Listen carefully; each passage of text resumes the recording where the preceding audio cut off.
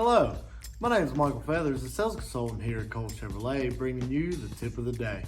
For today's tip of the day, we're going to be talking about the heads-up display that's in a lot of newer vehicles. To find the heads-up display, it will be located left of your steering wheel, and it will be called HUD for heads-up display. Your HUD button is to adjust the up and down, adjusting to your eye level.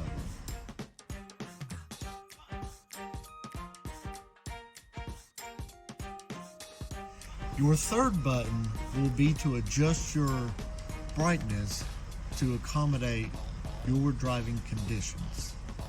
Another cool thing about your heads-up display is in your line of sight is all your info and your lane departure warning, so you never have to take your eyes off the road.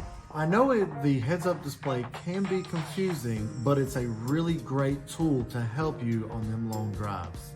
Thank you for watching today's tip of the day. Check back next week for more tips.